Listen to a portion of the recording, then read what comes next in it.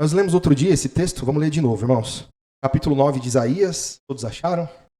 Verso 6. Porque um menino nos nasceu, um filho se nos deu, e o principado está sobre os seus ombros. E chamará o seu nome Maravilhoso, Conselheiro, Deus Forte, Pai da Eternidade, Príncipe da Paz. Do aumento desse principado e da paz não haverá fim. Sobre o trono de Davi e no seu reino para o firmar e o fortificar com juízo e com justiça, desde agora e para sempre. O zelo do Senhor dos Exércitos fará isso. Então, os irmãos, nesse texto vem uma profecia, fala do menino que nasceu, do principado. O que é o principado estar sobre os seus ombros, né? Ele é feito príncipe. Ele recebe autoridade. Um príncipe é um principal, é alguém que tem autoridade, né? E o nome dele, Maravilhoso, Conselheiro, Deus Forte, Pai da Eternidade, Príncipe da Paz. Alguém que seja somente homem pode receber um nome como esse? Algum homem que seria feito rei de Israel poderia ser Pai da Eternidade? Seria Deus Forte? Então, essa profecia, até Jesus viesse e declarasse um com Deus, ele e o Pai sendo um, essas afirmações aqui não faziam muito sentido. Interessante isso. Porque só conhecendo a natureza de Jesus, que é a palavra de Deus, o verbo de Deus, que existe antes da eternidade, e que se fez carne e habitou. Daí sim fica fácil de conhecendo Jesus. Sem conhecer Jesus, como que um rei de Israel, alguém sobre o trono de Davi e no seu reino, como que seria isso? Eternamente? Como que alguém ficaria eternamente? Só poderia ser mesmo o próprio Deus. E Jesus, irmãos, o Senhor Jesus ele falou uma coisa importante, chegado o reino dos céus. O reino dos céus é diferente dos reinos que haviam no mundo. Os países, né, as nações, cada uma delas tinha um rei. E nós vamos ler um outro texto, irmãos. Antes, vamos ler mais uma profecia em Miqueias, no capítulo 5, tá? Irmão, é um verso só, mas eu quero que os irmãos leiam também. Vocês acharam, né? E tu, Belém Efrata, posto que pequena entre os milhares de Judá, de ti me sairá o que governará em Israel, cujas saídas são desde os tempos antigos, desde os dias da eternidade. Jesus reinou sobre Israel. Jesus reinou sobre todas as coisas. Ele reina. Nós louvamos aqui, né? Ele reina. Sobre todas as coisas ele reina. Glória a Jesus. Mas eu quero que os irmãos vejam, né? As profecias, o profeta ele não sabia o que ele profetizava. Era uma visão, era alguma coisa que de alguma maneira se manifestava e ele descrevia. Então, eles olhavam o reino de Israel. Para eles, o povo de Deus, o reino de Israel, era onde Deus agia. Né? Então, eles descreviam. Mas é interessante que ele traz aqui Belém, né? Ele traz o local do nascimento de Jesus. Né? Governará em Israel, e cujas saídas são desde os tempos antigos, desde os dias da eternidade. E se cumpre em Jesus, e é muito perfeito, né? Como é que alguém pode dizer que não é? Pregação de Jesus, a manifestação de Cristo. E nós vemos o Senhor Jesus hoje coroado de glória. O Senhor Jesus reina. Ele reina. Sobre todas as coisas ele reina. E os reinos, irmãos, nesse mundo já existiam, mas nós vamos lá falar sobre o reino de Israel. Vamos em 1 Samuel agora, irmãos. Capítulo 8. O povo de Israel, irmãos, pediu um rei. O título da minha Bíblia é Os Israelitas pedem um rei. Antes de haver o primeiro rei, que foi Saul, o povo de Israel tinha juízes. E até que chega esse momento aqui em que o povo pede um rei. Os irmãos vão acompanhar aqui. Capítulo 8 de 1 Samuel, verso 1. Tudo isso, irmãos, nós estamos fazendo uma pré-leitura aqui para ver as profecias que apontavam Jesus como rei, para mostrar um pouco do reinado de Israel e entender esse reinado de Jesus. Porque os irmãos percebem aqui que se dependesse do Deus de Israel, nem rei haveria. Nem rei haveria. Os irmãos percebem que é mais uma linguagem, quando o Senhor Jesus fala de reino dos céus, é mais uma linguagem comum do povo de Israel, para que eles entendam que não há mais reino em Israel, que não há mais rei em Israel, porque quem reina é Jesus. Eles não devem mais esperar um rei. Eles não devem mais esperar um ungido. Devem. Por quê? Porque agora é com Jesus. Então vamos ler aqui, ó, capítulo 8, verso 1, irmãos. E sucedeu que, tendo Samuel envelhecido, constituiu a seus filhos por juízes sobre Israel. E o nome do seu filho primogênito era Joel, e o nome do seu segundo Abia, e foram juízes em Berseba. Porém, seus filhos não andavam pelos caminhos dele. Antes, se inclinaram à avareza e aceitaram um suborno e perverteram o direito. Então, todos os anciãos de Israel congregaram e vieram a Samuel e Ramã. E disseram-lhe: Eis que já estás velho, e teus filhos não andam pelos teus caminhos. Constitui-nos, pois, agora rei sobre nós, para que ele nos julgue, como tem todas... Olha, todas as nações, nossos inimigos aí ao redor, eles têm um rei, e a gente não tem rei. E os seus filhos, Samuel, você está velhinho, você não está vendo mais, não está percebendo, mas eles endoidaram.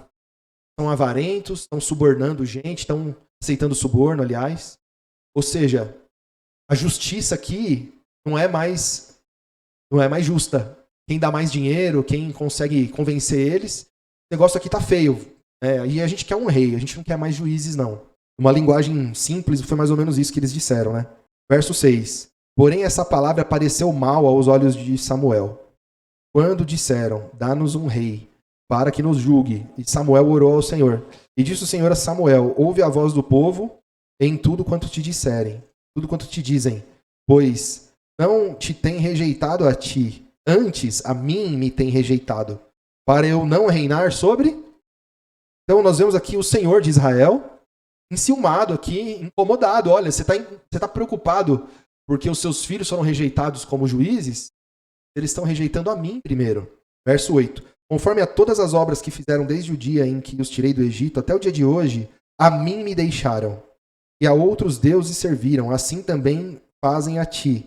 Agora, pois, ouve a sua voz, porém, protesta-lhes solenemente. Declara-lhes qual será o costume do rei que houver de reinar sobre eles. Ou seja, olha, faça um protesto, explica para eles o que vai acontecer se houver um rei sobre eles. Os irmãos vão ver, de maneira nenhuma, Jesus se enquadra nisso. Jesus reina. Né? Jesus reina. Glória a Jesus. Então, nós vemos que o reinado de Jesus não é uma sequência dos reinos. Nada a ver uma coisa com a outra. O Senhor Jesus fala do reino dos céus, mas é uma coisa totalmente nova. Até porque o próprio Deus totalmente novo, né? Porque nós não conhecíamos Deus. Passamos a conhecer através de Jesus. Verso 10. E falou Samuel todas as palavras do Senhor ao povo que lhe pediu um rei, e disse: Este será o costume do rei que houver de reinar sobre vós. Ele tomará os vossos filhos e empregará nos seus carros como os seus cavaleiros, para que corram adiante dos seus carros. E os porá por chefe de 1000 e chefe de 50, para que levem a sua lavoura. Façam a sua cega, e fabriquem as suas armas de guerra e os petrechos de seus carros. Tomará as vossas filhas para perfumistas, cozinheiras e padeiras. Tomará o melhor das vossas terras e vossas vinhas e vossos olivais, e os dará aos servos. Os dará aos seus servos. Verso 15. E as vossas sementes e as vossas vinhas dizimará, para dar aos seus oficiais e aos seus servos. Também os vossos servos, as vossas servas, os vossos melhores moços, os vossos jumentos tomará e empregará no seu trabalho. Dizimará o vosso rebanho e vos servireis servos. Então, naquele dia, clamareis por causa do vosso rei, que vós houverdes escolhido. Mas o Senhor não vos ouvirá naquele... Então, vai acontecer tudo isso.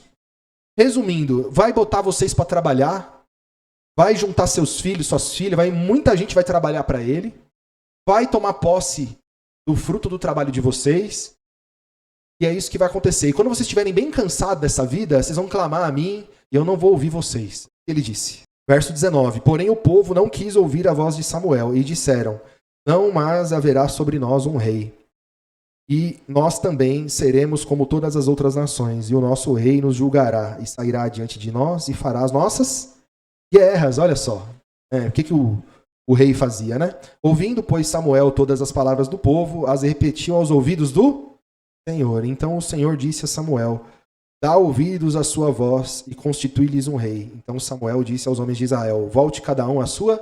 E aí, irmãos, foi o que aconteceu, né? Ele estabeleceu Saul, o primeiro rei, e logo o Espírito do Senhor já tomou posse de Saul, ele já virou um homem de guerra, já teve êxito na primeira guerra, ele já virou um homem assassino, um homem de guerra. E eu quero que os irmãos pulem aí, vão até o capítulo 15, e a gente já vai sair daqui do Velho Testamento. Eu quero que os irmãos percebam, eu quero que os irmãos lembrem também, que muitas vezes o Senhor fechou o coração e tomou as decisões mexendo na consciência dos homens. Ele fez isso com Davi, vocês lembram? Quando ele queria fazer o censo, ele pôs um desejo no coração de Davi para fazer o censo. Aí quando Davi fez o censo, ele puniu, não Davi, mas puniu o próprio povo de Israel e matou 70 mil pessoas. Os irmãos também conhecem a história, né, nessa parte aqui da história, ela começa, né? Saul obedece aqui a ordem do Senhor, é o que a gente vai ler agora, e não matou todo mundo. Era para ter matado todo mundo, ele não matou. E depois ele fez sacrifícios lá e não usou o sacerdote e tal. Então, o Senhor colocou um espírito mau nele, que atormentava ele todo dia. Então, quando a gente começa a entender a forma de agir do Senhor no Velho Testamento, a gente já imagina que esse endurecimento do povo de Israel...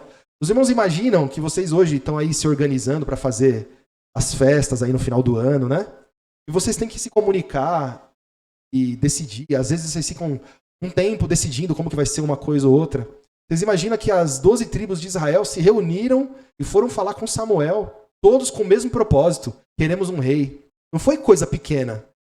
Essa união dos povos, das tribos, de chegar até Samuel e pedir um rei, foi algo muito grande que aconteceu por trás. A história ela é contada de um jeito, mas como a gente conhece o modo de agir do Senhor, e os irmãos vão ver que ele nunca deixou de reinar, porque ele ficou incomodado. Olha, eles estão pedindo um rei e antes de rejeitar você, eles rejeitaram a mim, porque eu reinei sobre eles, eu tirei eles do Egito, e eles adoraram outros deuses lá no Egito, e agora estão fazendo a mesma coisa.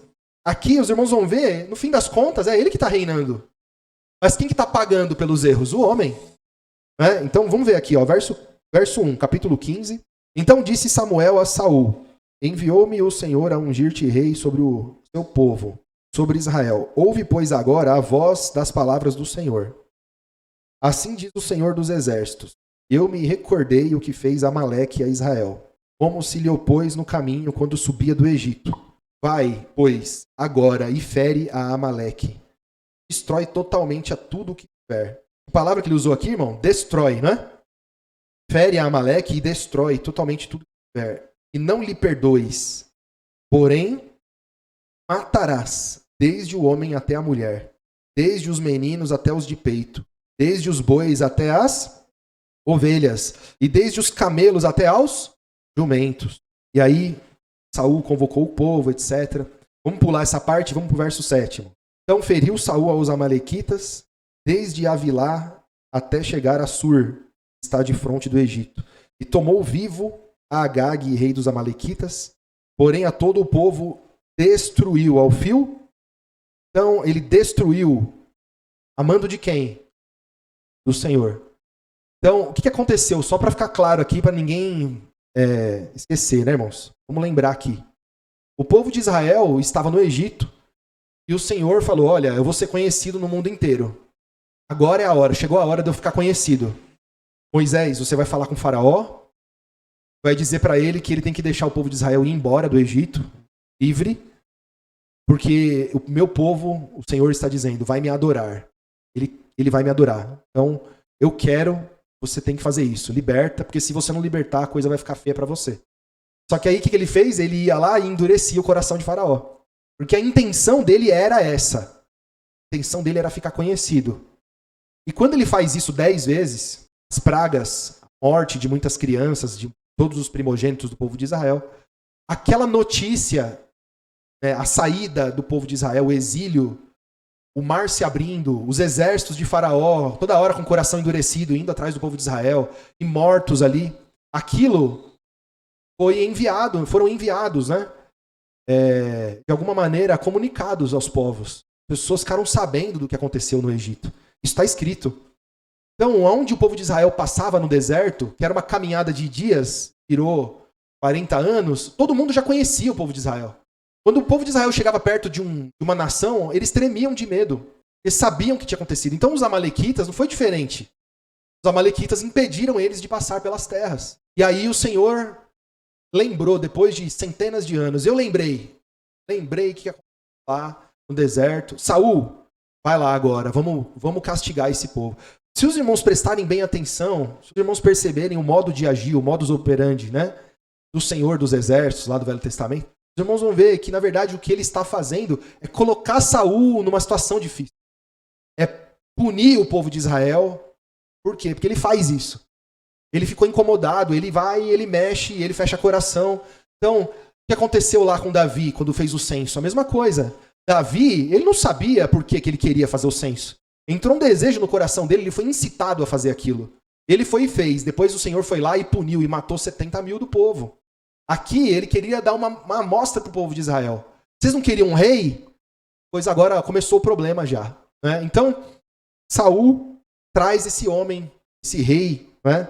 Agag, vivo. E a ordem era para matar todos. Eu vou parar por aqui na leitura de 1 Samuel, porque a ideia não é explorar o texto, mas a ideia é os irmãos entenderem que o povo de Israel tinha também o Senhor como rei. Tinha um testa de ferro lá em Israel, tinha depois, né, mais para frente, entrou também mais um rei em Judá, o reino de Israel foi dividido em dois. A história lá do Velho Testamento conta, né? Por isso que havia um rei em Judá e outro rei de Israel, que é o restante de Israel, né?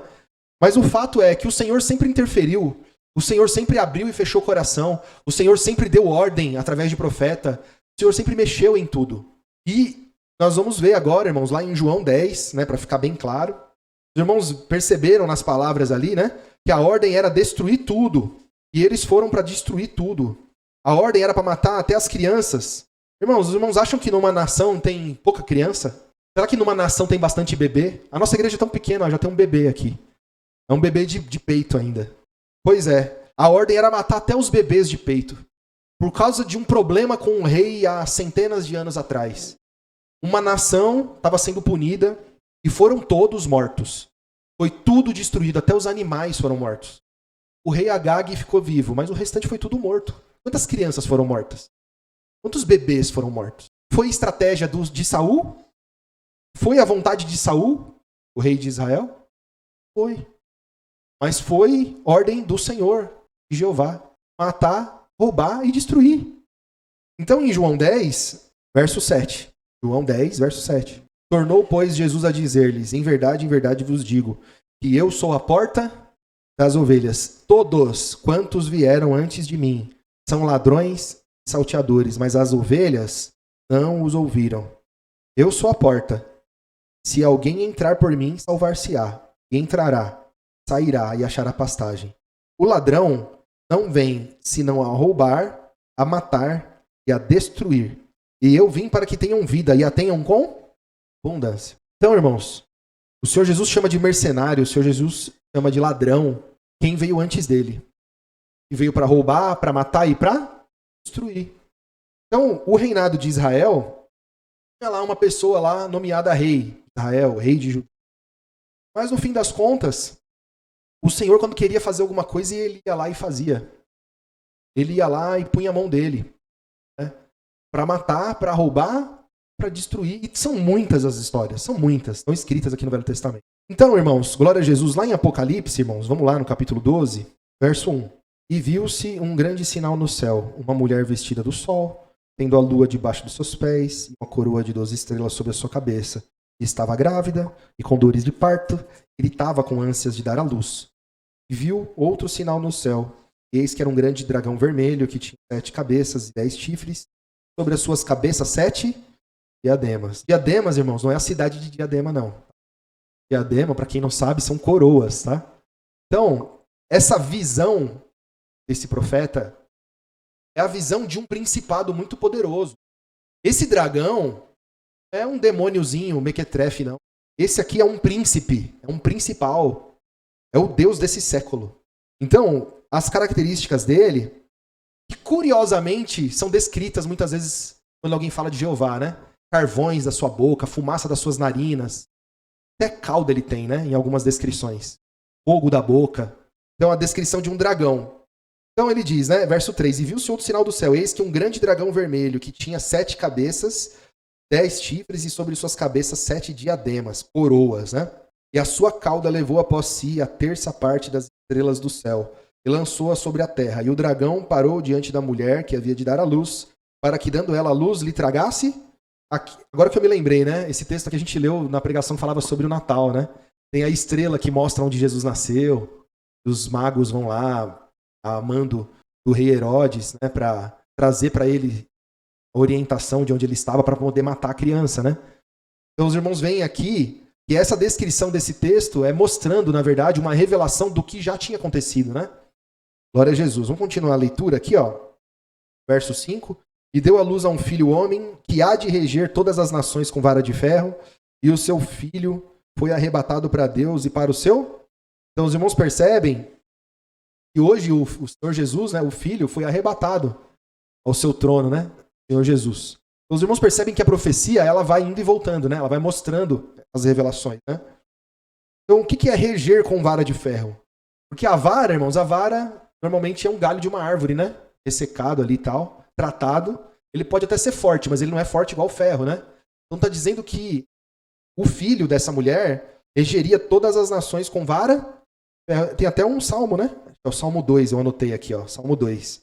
Que fala sobre essa profecia. Ou seja, a firmeza, a vara, né, tinha um significado, né? A vara de Arão, os irmãos lembram, né? Glória a Jesus. Glória a Jesus. Então, irmãos, o seu filho foi arrebatado para Deus e para o seu trono. Verso 6. E a mulher fugiu para o deserto, onde já tinha lugar preparado por Deus, para que ali fosse alimentada durante 1260 dias. E houve batalha no céu. Miguel e os seus anjos batalhavam contra o dragão. E batalhavam o dragão e os seus anjos. Mas não prevaleceram, e nem mais o seu lugar se achou. Então esse dragão estava no céu. Ele estava no céu. Então houve uma batalha no céu. Então veja que quando vem Jesus, a palavra do Evangelho vai dizer em outros textos que Jesus colocou em ordem tanto as coisas na terra como no céu. Quando o Senhor Jesus Cristo veio, acabou com o reinado do Senhor dos Exércitos, o Deus desse século. Acabou, encerrou o reinado dele. Então, não prevaleceu, verso 8, mas não prevaleceu e nem mais o seu lugar se achou nos céus. E foi precipitado o grande dragão, a antiga serpente, chamada o diabo. O que é precipitado, irmãos? Derrubado. Foi derrubado, caíram com ele, decaíram com ele. Precipitado, foi lançado no precipício. Ele estava no céu, ele tinha glória, ele reinava. Ele entrava na mente das pessoas, dominava as pessoas, lançava fogo, abria o chão. Lançava serpentes ardentes, codornizes, etc, etc. Ele fazia muitas coisas. Muitos males, muita destruição, muita morte, muito choro. E ele foi lançado na terra. O lugar não se achou mais no céu. E foi precipitado o grande dragão, a antiga serpente, chamada Diabo e Satanás, que engana todo o mundo. Ele foi precipitado na terra, e os seus anjos foram lançados com ele. E eu ouvi uma grande voz no céu que dizia: agora é chegada a salvação e a força e o reino do nosso Deus. E o reino do nosso Deus. Olha só, irmãos. E o poder do seu Cristo, porque já o acusador dos nossos irmãos é derrubado, o qual diante do nosso Deus os acusava de dia. Então essa voz do céu que ecoou, né? É chegada a salvação e a força. E o reino do nosso, o reino de Deus. Por isso que Jesus fala do reino de Deus. Então os homens eram reinados, tinham como Senhor, como Rei, o Deus desse século. Deus de Israel. E fazia, acontecia conforme como estava no dia ali, como estava o coração dele. Se ele acordasse de mau humor, porque ele dormia, né? Se ele acordasse de mau humor, o bicho ficava feroz, irado para matar. Os irmãos viram lá, Davi juntou o povo, botou a Arca da Aliança no carro de boi, e saíram dançando e cantando, a maior festa. Do nada os bois tropeçam, Uzá vai defender a arca, que era algo sagrado para eles, para que ela não caísse, não quebrasse, não tivesse nenhum prejuízo, pois o Uzá foi fulminado. Tomou uma rotura, né? Diz que foi uma rotura, foi como um tiro de bazuca no lombo dele, porque ele foi fazer algo de bom, tentar segurar a arca para ela não cair. Então as coisas estão indo bem, de repente vem algo e traz desgraça, sofrimento. E hoje, irmãos, nós temos nas nossas vidas Jesus como Rei. É Jesus que reina sobre as nossas vidas. É o Senhor Jesus. Bendito é o nome de Jesus. E o próprio Senhor Jesus, ele nos dá a lição, né, irmãos? Então o povo de Israel tinha as suas lições e nós recebemos também de Jesus. No seu reino, nós recebemos as suas leis. No reino de Jesus, ele estabeleceu a sua vontade. Vamos lá para... Vamos só terminar, perdão, irmãos, vamos terminar de ler? Vamos terminar aqui, ó. Estava no verso 10, né? os acusava de dia e de noite. Verso 11, e eles o venceram pelo sangue do Cordeiro e pela palavra do seu testemunho, e não amaram as suas vidas até... Como que o cristão vence, irmãos? Pelo sangue do Cordeiro e pela palavra do seu testemunho. O sangue de Jesus nos dá vitória. E a palavra do seu testemunho, por quê? Ele diz, a palavra não é minha. Ele está dando testemunho da palavra do Pai. Ele traz a palavra do Pai. Então, como que a igreja vence? Justificada no sangue, vivendo a palavra. Vivendo a lei de Cristo. Os mandamentos de Cristo. Verso 12. E por isso, alegrai-vos, ó céus, e vós que neles habitais. Ais do que habitam na terra e no mar. Porque o diabo desceu a vós, tem grande ira, sabendo que já tem pouco tempo. Então, vejam, né, irmãos? Por isso alegrai-vos, ó céus, e vós que nele habitais, e ais do que habitam na terra. Então os irmãos percebem que foi estabelecida alegria no céu. Que estranho isso, não é, irmãos? Os irmãos percebem que no céu houve um momento difícil ali, mesmo no céu. E aí podem surgir muitas perguntas, né? E é natural. Mas Deus permitiu isso? Por que isso aconteceu, né? Eu já meditei nisso. Eu confesso para os irmãos, já meditei e a gente não tem resposta. A gente pode conjecturar, a gente pode pensar, bom, os anjos são criação de Deus. Por certo, houve misericórdia de Deus até para os anjos. Até o momento em que eles foram punidos. Pode ter sido isso. Então, primeiro veio a misericórdia sobre aqueles que são maiores, né? Porque os anjos, em relação aos homens, mas a terça parte dos anjos com esse dragão foram lançados na terra. Não tem mais perdão para eles. Não tem mais. E a graça agora veio sobre nós. Então, isso que eu estou falando agora, irmãos, não está escrito. É uma coisa que eu meditei, né? Mas não é relevante. O que é relevante para nós? Que nós temos o sangue do Cordeiro. Nós temos a palavra do seu testemunho. E se a gente ficar firme nisso, nós estaremos firmes no reino dos céus. Nós pertencemos ao reino dos céus, né? No Mateus, irmãos, agora sim. 28.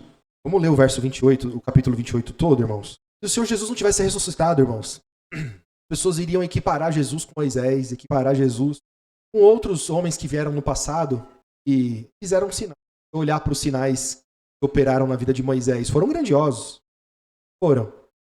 Daniel na cova dos leões, Sadraque, Mesaque e Abednego entraram na fornalha de fogo, não se queimaram. Glória a Jesus. Então, mas o Senhor Jesus, ele trouxe uma palavra diferente. O Senhor Jesus falou que ele ia voltar. Voltou. E ele falou também que ia para o Pai, para depois voltar uma última vez, né? E que houvesse o julgamento. Isso ainda não aconteceu. Mas olha só, vamos ler o capítulo 28.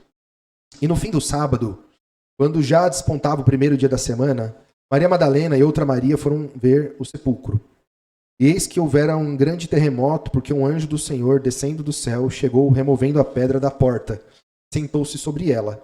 E o seu aspecto era como um relâmpago, e as suas vestes brancas como neve. E os guardas, com medo dele, ficaram muito assombrados e como mortos. Mas o anjo, respondendo, disse às mulheres, não tenhais medo, pois eu sei que buscais a Jesus, que foi crucificado. Ele não está aqui, porque já ressuscitou, como havia dito. Vinde, vede o lugar onde o Senhor jazia. E depois, imediatamente, dei aos seus discípulos, e já ressuscitou dentre os mortos. E eis que ele vai adiante de vós para a Galileia. Ali o vereis. Eis que eu vou-lo tenho dito. Saindo elas apressadamente do sepulcro, com temor e grande alegria, correram a anunciá-lo aos seus discípulos. Indo elas a dar as novas aos seus discípulos, eis que Jesus lhes sai ao encontro, dizendo, eu vos saúdo. E elas, chegando, abraçaram aos seus pés e o adoraram. Então Jesus disse-lhes, não temais, ide dizer aos meus irmãos que vão a Galileia, e lá me verão. E quando iam, eis que alguns da guarda chegaram à cidade. Anunciaram aos principais sacerdotes todas as coisas que haviam acontecido. E congregados eles com os anciãos e tomando conselho entre si, deram muito dinheiro aos soldados, dizendo, dizei, vieram de noite os seus discípulos e, dormindo, nós o furtaram. Vendo, irmãos? Veio a obra da mentira, né? A obra da mentira.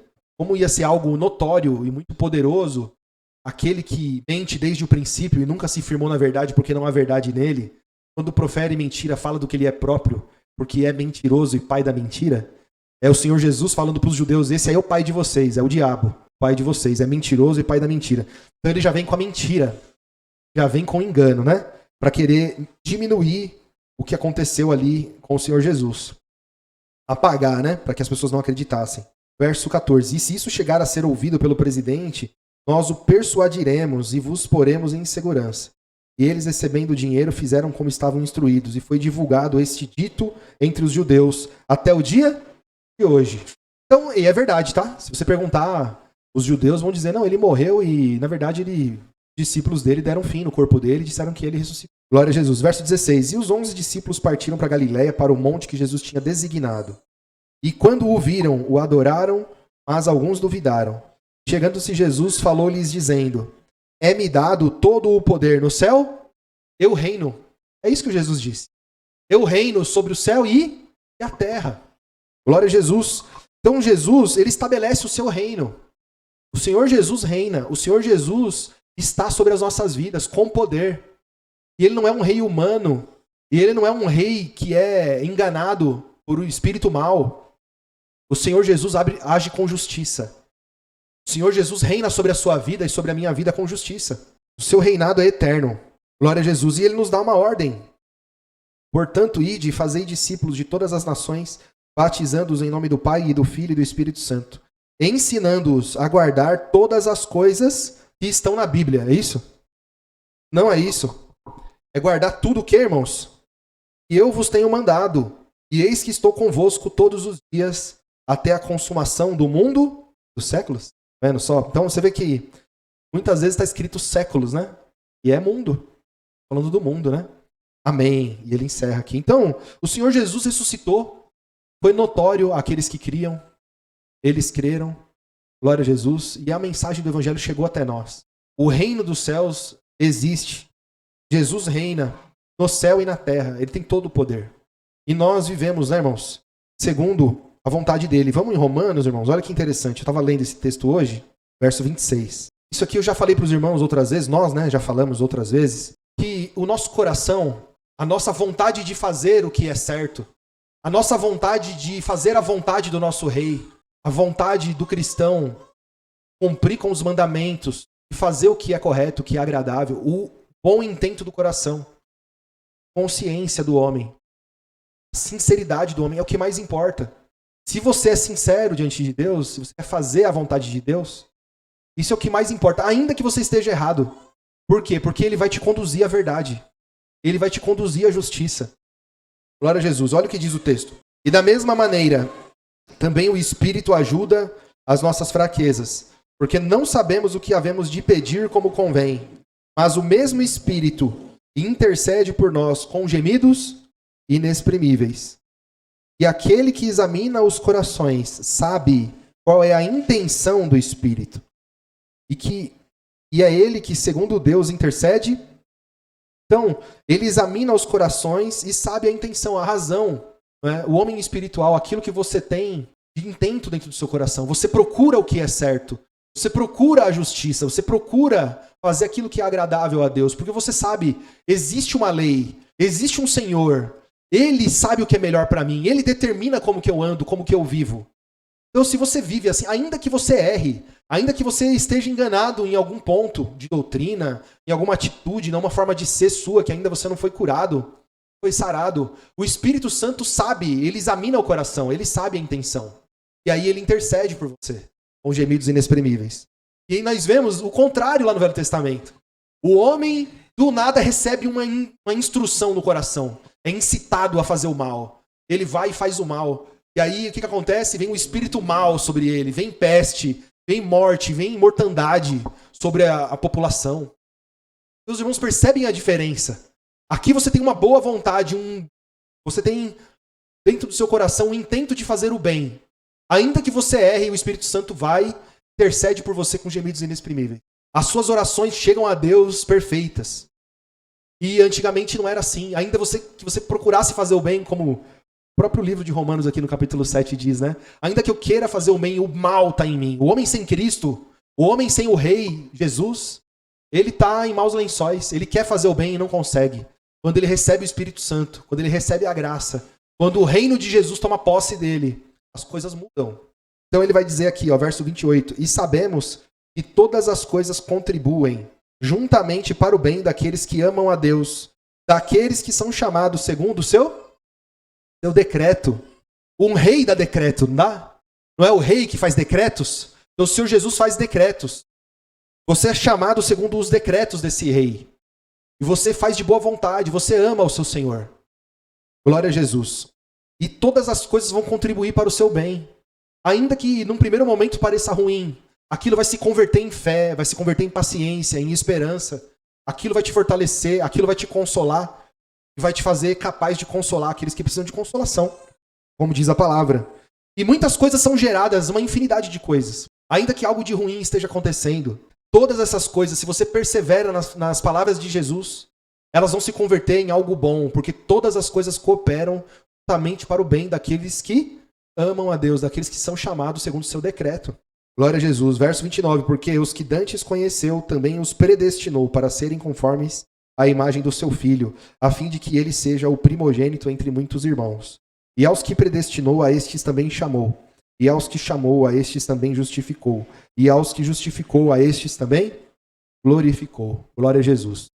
Bendito é o nome de Jesus. Vamos terminar aqui em 1 de Coríntios, irmãos. Capítulo 9. Então o Senhor Jesus, ele reina sobre as nossas vidas, irmãos. O Senhor Jesus nos deu uma ordem. Precisa haver dentro de nós, irmãos, uma vontade muito grande de crescer a cada dia, de ser aperfeiçoado a cada dia. O Senhor Jesus, ele deu ordem para ir pregar o evangelho. Dentro de nós, irmãos, tem haver uma vontade muito grande de crescer, de ser aperfeiçoado, de deixar os primeiros rudimentos, de fazer a diferença. E nunca é tarde para recomeçar. Nunca é tarde para recomeçar. Até hoje eu não consegui, mas você vai, se a sua vontade é essa. Glória a Jesus. E aqui, irmãos, capítulo 9, deixa eu dar uma olhadinha aqui. Aqui, ó. Verso 14, irmãos, em diante. Assim ordenou também o Senhor aos que anunciam o evangelho, que vivam do evangelho. Mas eu de nenhuma dessas coisas usei, e não escrevi isto para que assim se faça comigo. Que melhor me fora morrer do que alguém fazer vã essa minha glória. Porque se anuncio o evangelho, não tem que me gloriar, pois é imposta essa obrigação, e ai de mim se eu não anunciar o evangelho. Por isso, se faço de boa mente, terei prêmio, mas se de má vontade apenas uma dispensação me é confiada. Logo, que prêmio tenho? Que evangelizando proponha de graça o evangelho de Cristo para não abusar do meu poder no evangelho. Porque sendo livre para com todos, fiz-me servo de todos para ganhar ainda mais. E fiz-me como judeu para os judeus, para ganhar os judeus. Para os que estão debaixo da lei, como se estivesse debaixo da lei, para ganhar os que estão debaixo da lei. Para os que estão sem lei, como se estivesse sem lei, não estando sem lei para com Deus, mas debaixo da lei de Cristo, para ganhar os que estão sem lei. Fiz-me como fraco para os fracos, para ganhar os fracos, e fiz-me tudo para todos, para por todos os meios chegar a salvar alguns. E eu faço isso por causa do evangelho, para ser também participante dele. Tá vendo, irmãos? Então a palavra nos mostra o apóstolo Paulo argumentando aqui, é claro, o ponto principal dele aqui qual que é? Olha, eu tenho direito de ser participante de alguma coisa porque eu prego, eu trabalho pelo evangelho.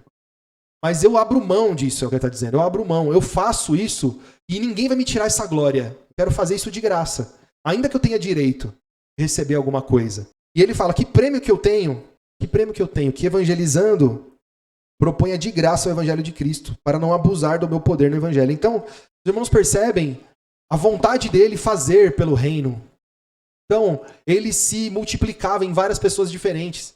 Se você pegar o apóstolo Paulo, em certo momento ele rapa a cabeça, para parecer que ele está fazendo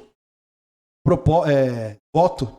Ele, em certo momento, ele circuncida Timóteo, para não ter nenhum problema, nenhum impedimento para pregar o evangelho. Então ele se fazia de judeu, ele se fazia de não judeu, né, como se não tivesse lei, ele se fazia de fraco, ele fazia de tudo pelo reino. Ele entendia a importância, ele viu, ele entendeu, ele compreendeu, e assim temos que ser nós. Nós temos uma lei, a lei de Cristo. A lei de Cristo. Então o evangelho é a lei de Cristo. O Senhor Jesus reina sobre a minha vida e sobre a sua vida, e nós temos que caminhar com propósito, com sabedoria, com entendimento, para que o reino do céu seja estabelecido através das nossas vidas. Temos que vencer, irmãos, os primeiros rudimentos. Temos que avançar, amadurecer, nos fortalecer a cada dia. Em nome de Jesus. E glória a Jesus que reina sobre as nossas vidas, irmãos. Amém?